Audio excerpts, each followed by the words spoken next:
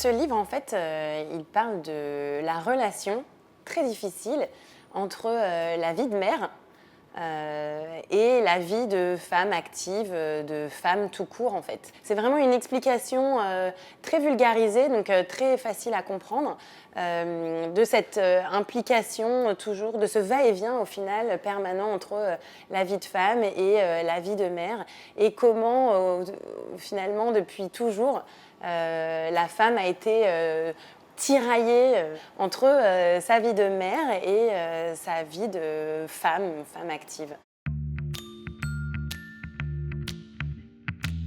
En fait, moi, ce livre, je l'ai lu juste au moment où mon fils est né. Donc, et pour moi, en fait, c'est vrai que la naissance de mon premier enfant, ça a été un tsunami dans ma vie.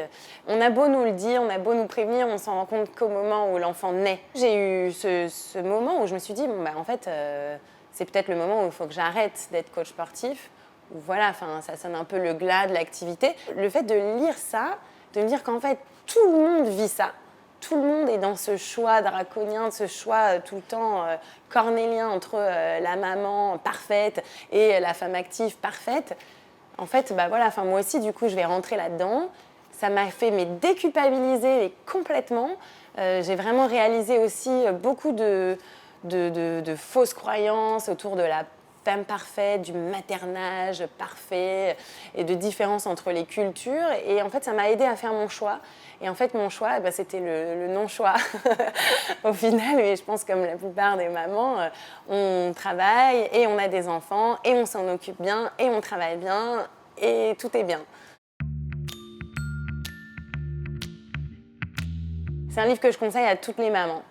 Toutes les futures mamans qui sont enceintes ou qui sont vraiment à deux doigts d'accoucher, de donner naissance à leur premier enfant, et à toutes les mamans qui ont en permanence dans leur tête ce choix cornélien entre les responsabilités familiales, les responsabilités professionnelles, et toujours ce stress et cette impression de mal faire.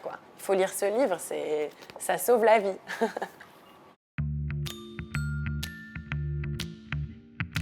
Dès la naissance du premier, elles se retrouvent en position de négociatrice entre leur double identité.